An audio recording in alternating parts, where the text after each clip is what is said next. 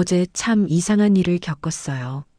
내가 한국에 처음 왔을 때만큼 심장이 덜컥했던 그런 날이었죠. 제가 누군지부터 말씀을 드려야겠네요. 저는 59에 탈북해서 지금은 62이 된 여자입니다. 이름은 그냥 순이라고 할게요. 실제 이름은 아니고요. 먼저 말씀드릴 게 있어요. 한국 와서 제가 제일 많이 들은 말이 뭔지 아세요? 아이고, 고생 많으셨어요.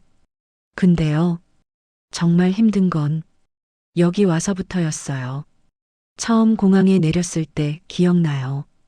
바닥이 반짝반짝했어요. 내가 알던 흙먼지, 모래바람, 그런 거 하나도 없고 냄새도 달랐어요.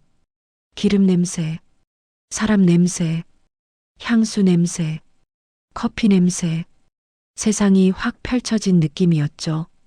그런데 더 놀라운 게 있었어요. 사람들이 아무도 나를 안 쳐다보는 거예요.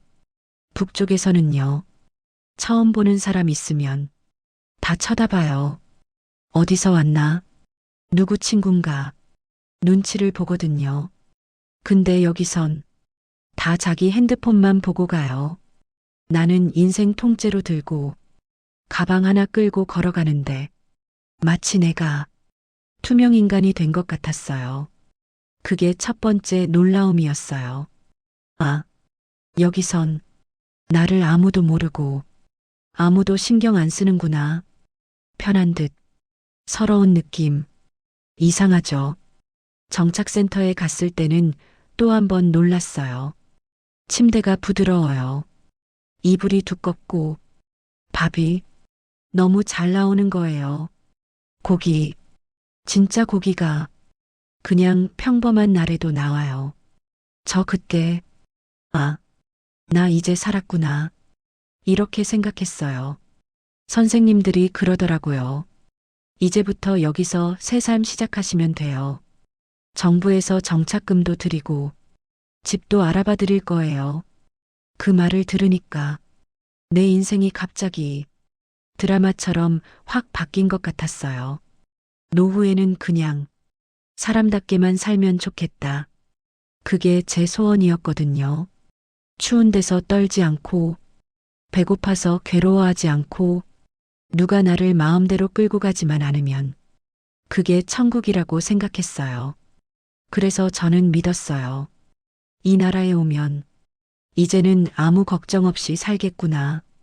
근데요, 그게 첫 번째 착각이었어요. 정착센터를 나가는 날, 두근두근했어요. 드디어 내 집이 생기는구나. 전 그렇게 생각했죠. 직원분이 그러더라고요. 여기 임대 아파트로 들어가시면 돼요. 보증금은 이렇게, 월세는 이렇게, 숫자를 막 적어주는데, 솔직히 하나도 모르겠더라고요. 저는 그때까지 돈을 그렇게 자세히 세어본 적이 없었거든요. 북쪽에서는 숫자를 많이 안 보여줘요. 그냥 위에서 내려오는 대로 사는 거죠. 그래도 고개만 끄덕였어요. 몰라도 아는 척? 직원분이 또 물어요. 일은 하실 수 있으세요? 그래서 제가 그랬죠. 예, 몸은 아직 쓸만합니다. 그랬더니 그럼 나중에 시니어 일자리 나올 때 연락드릴게요. 이렇게 말하더라고요. 그 말도 믿었어요. 나도 여기서 나이 들어도 일하면서 사람답게 살 수 있겠구나. 근데요, 그때부터 제 인생 조금씩 삐걱거리기 시작했습니다. 한국 와서 제일 먼저 놀란 건 편의점이었어요. 동네 모퉁이마다 불이 환하게 켜진 가게, 문을 밀고 들어가면 과자, 컵라면, 삼각김밥, 세상이 거기 다 들어있는 것 같았어요. 처음 삼각김밥을 봤을 때 이게 어떻게 밥이냐 했어요.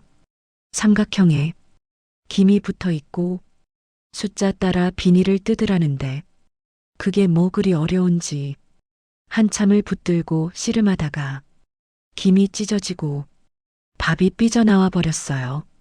편의점 알바 학생이 웃지도 못하고, 이모, 제가 하나 새로 가져다 드릴게요. 이러더라고요. 그때 알았어요.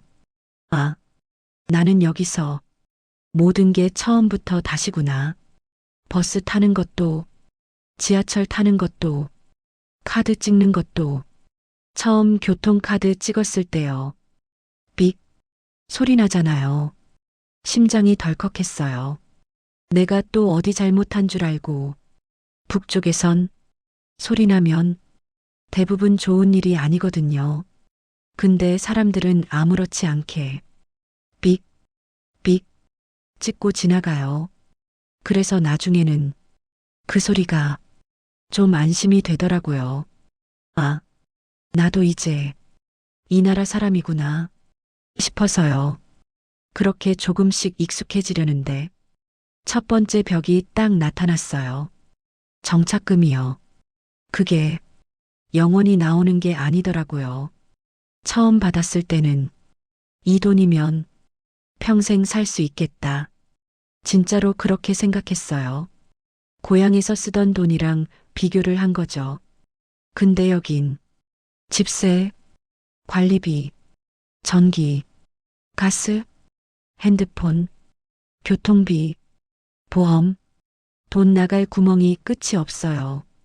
한 달, 두 달, 세 달 지나니까 통장이 눈에 보이게 줄어들어요. 어느 날 알바하던 카페에서 잘렸어요. 손님이 많으면 머리가 복잡해져요.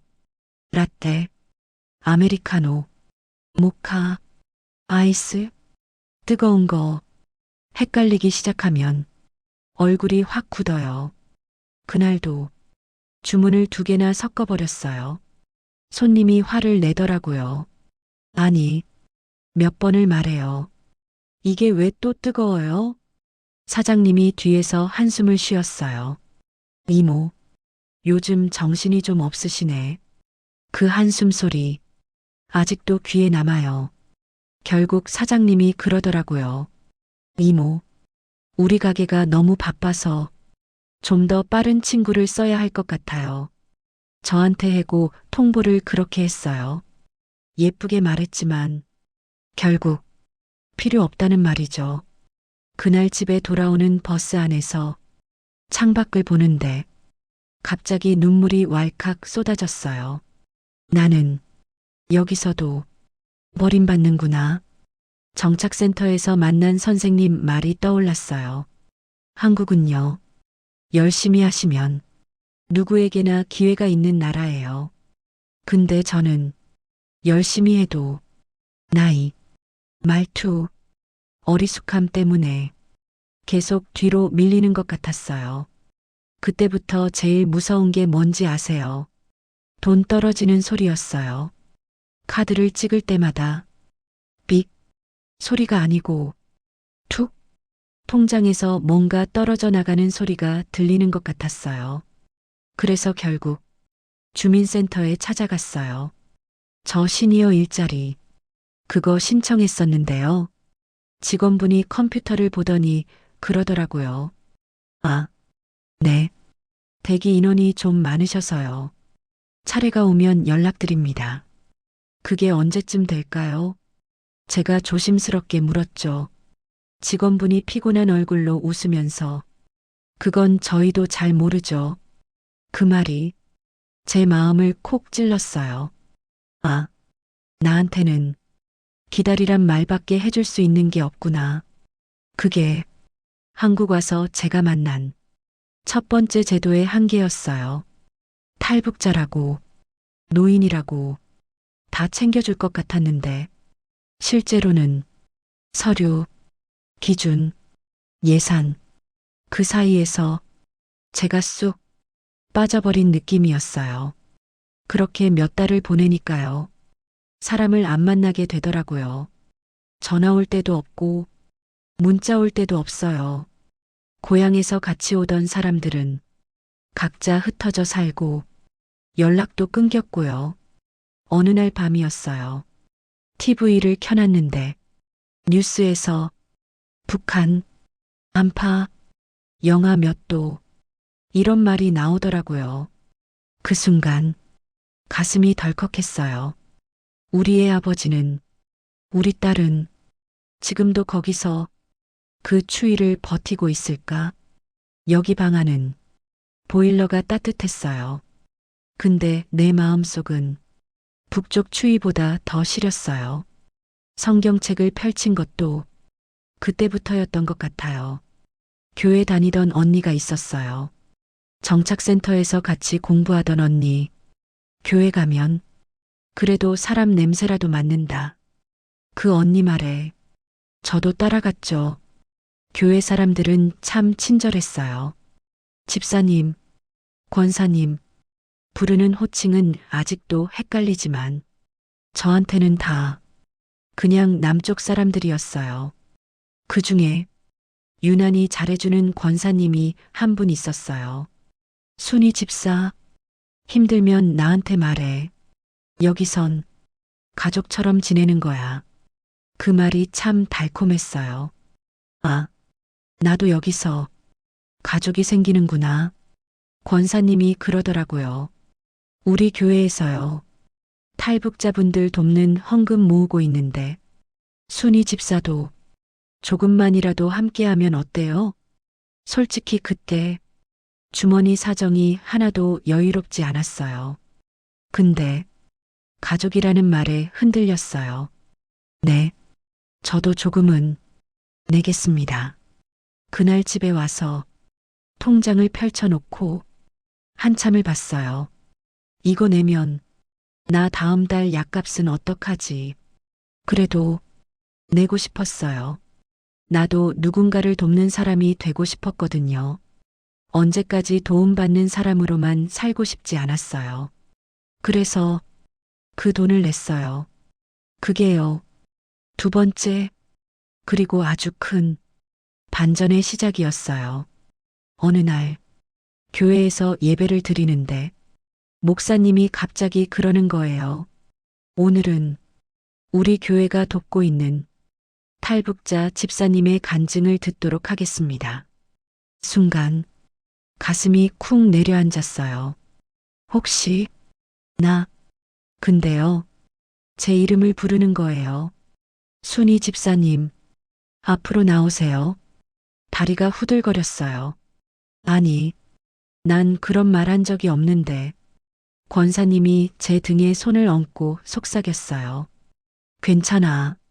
집사, 그냥 마음에 있는 말만 하면 돼. 근데 마이크 앞에 서니까 눈앞에 사람들이 바다처럼 펼쳐져 있는 거예요. 제가 사람 많은 데서 말하는 걸 제일 무서워하거든요. 북쪽에서도 괜히 말 잘못했다가 큰일 나기 쉬우니까 항상 입을 닫고 살았어요. 근데 여기서는 제가 사람들 앞에 서 있더라고요. 그 순간 이상하게 한 가지 생각이 들었어요.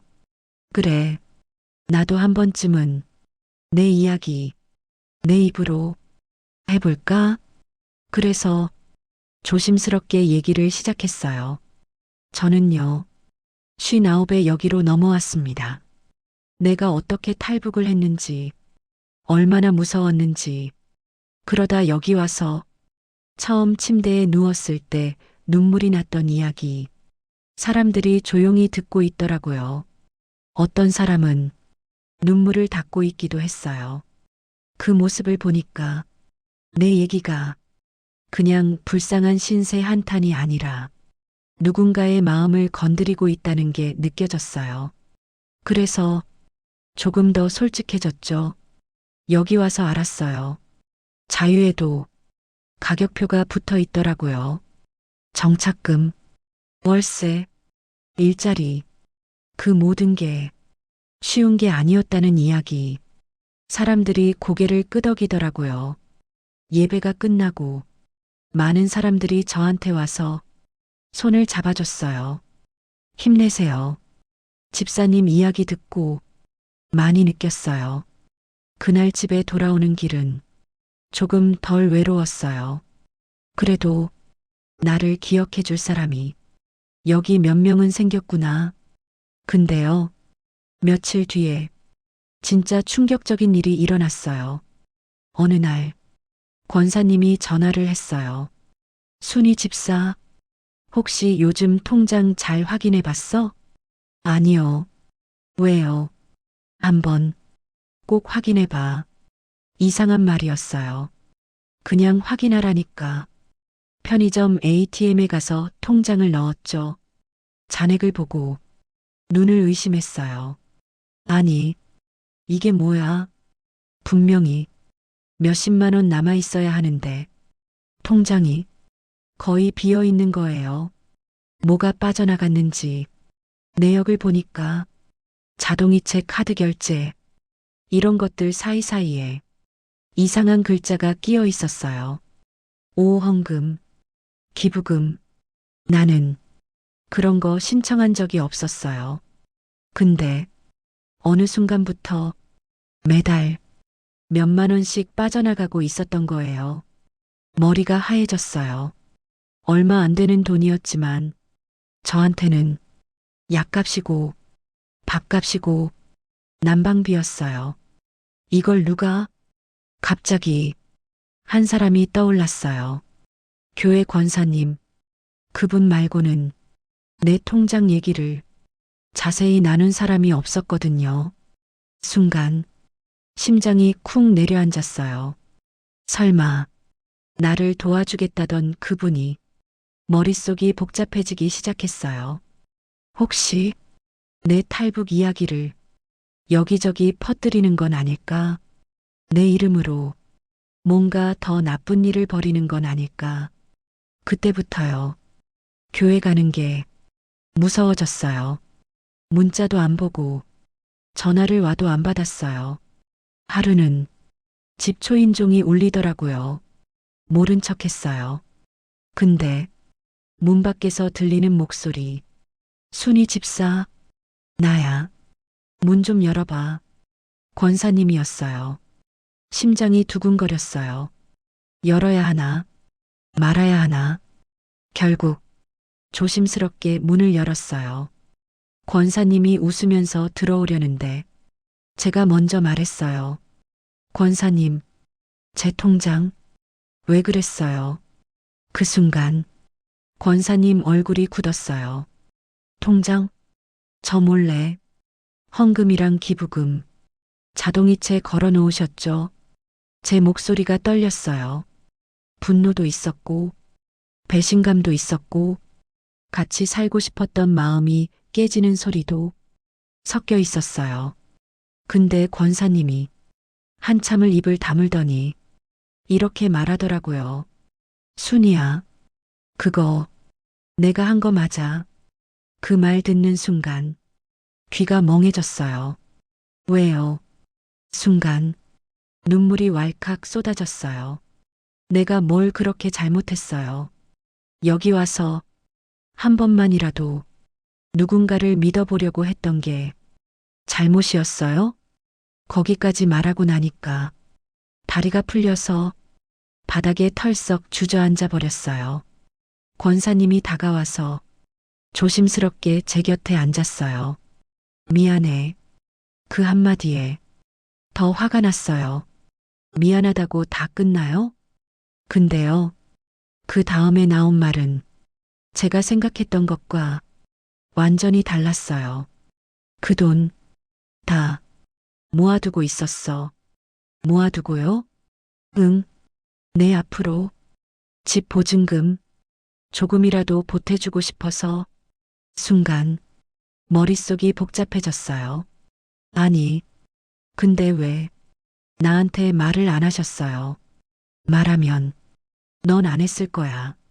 그 말이 칼처럼 꽂혔어요. 맞아요. 안 했을 거예요. 권사님이 조용히 제 손을 잡고 말했어요. 너 늘 그런 말 했잖아. 나는 도움만 받는 사람 같아서 미안하다. 그래서 도움 받는 게 아니라 내가 남을 돕는다고 생각하게 해주고 싶었어. 그게 내 방식이었어. 순간 심장이 철렁했어요. 이게 고마운 건가?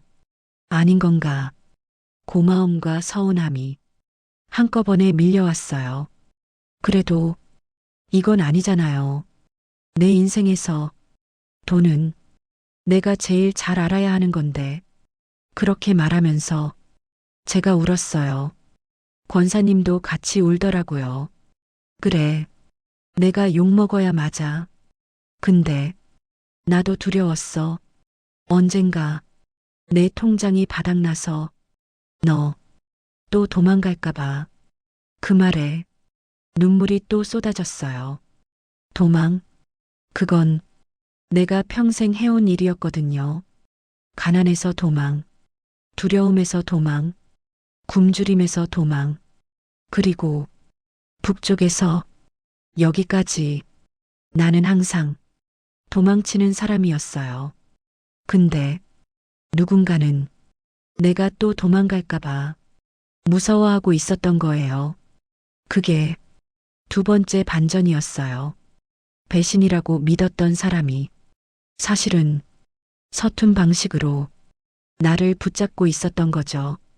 그날 밤 권사님이 돌아가고 나서 혼자 방에 앉아 한참을 생각했어요. 나는 누군가의 도움을 어떻게 받아야 하는 걸까? 그리고 나이는 들었지만 내 인생의 결정은 누가 해야 하는 걸까? 답이 쉽게 나오진 않았어요. 며칠 뒤 주민센터에서 전화가 왔어요. 어르신, 시니어 일자리 하나 나왔는데 한번 해보시겠어요? 심장이 쿵 했어요. 드디어 내 차례가 온 건가. 근데 일자리 내용을 듣는 순간 또 한 번 놀랐어요. 탈북 어르신들, 한국 생활 적응하실 수 있게 도움드리는 도움이에요. 제가 남을 도와준다고요? 나는 아직도 지하철 갈아타는 것조차 헷갈리는데 제가 할 수 있을까요? 직원분이 웃으면서 그러더라고요.